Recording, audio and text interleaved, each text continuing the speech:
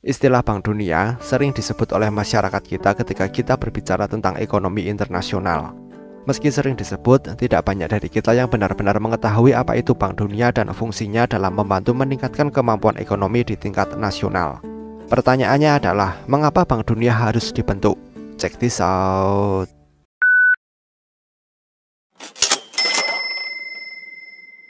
Setelah berakhirnya Perang Dunia Kedua yang memakan banyak korban jiwa dan menyebabkan kerusakan harta benda di beberapa negara, delegasi dari 730 orang dari negara-negara sekutu yang terdiri dari Amerika Serikat, Uni Soviet, Inggris, Cina, Prancis, Polandia, dan total 44 negara lainnya mengadakan konferensi untuk memastikan tingkat ekonomi dan keuangan negara anggota mereka terjamin. Ekonom yang bernama John Maynard Keynes dari Inggris dan Harry White dari Amerika Serikat menjadi tulang punggung nyata berdirinya sebuah badan yang bertugas merehabilitasi ekonomi pasca perang.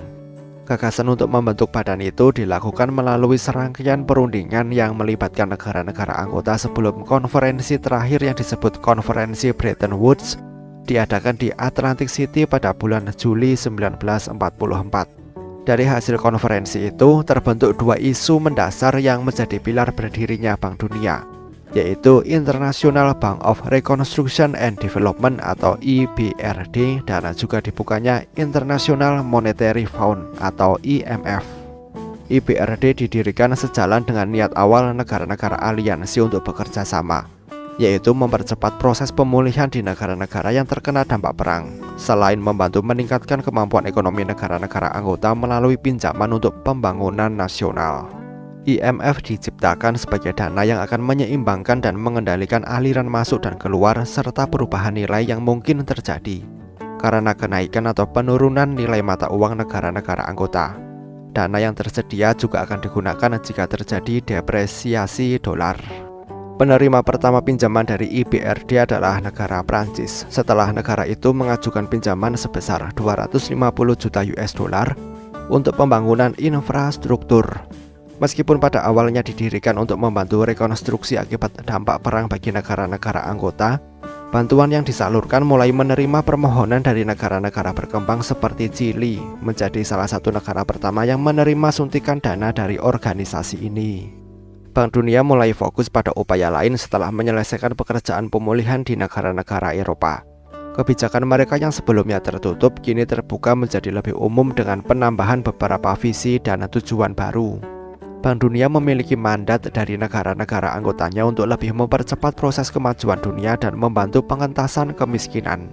Selain itu, IBRD juga diberikan kewenangan untuk menyalurkan bantuan kepada negara manapun untuk meningkatkan kapasitasnya di bidang infrastruktur, pendidikan, kesehatan, dan berbagai kebutuhan lainnya. Untuk mencapai tujuan itu, International Development Association atau IDA didirikan pada tahun 1960 untuk membantu negara-negara yang dianggap miskin. Tapi tidak semua negara berhak atas dana IDA. Suatu negara dikategorikan memenuhi syarat untuk meminjam jika pendapatan per kapita negara itu tidak melebihi 1.175 US dollar. Dari mana dana pinjaman itu berasal? IBRD dan IDA memiliki sumber keuangan yang berbeda karena tujuan pinjaman yang diperbolehkan juga berbeda. IDA adalah dana donasi di mana negara-negara anggota IDA akan menyalurkan bantuan sesuai nilai yang ditetapkan oleh mereka setiap 3 tahun sekali. Awalnya IDA beroperasi menggunakan dana yang disumbangkan oleh pemerintah Inggris dan Amerika Serikat. Tapi kini lebih dari separuh dana simpanan yang tersedia berasal dari negara-negara anggota. Meskipun demikian, Amerika Serikat tetap menjadi kontributor terbesar dengan lebih dari 58% dari total dana yang disalurkan kepada mereka.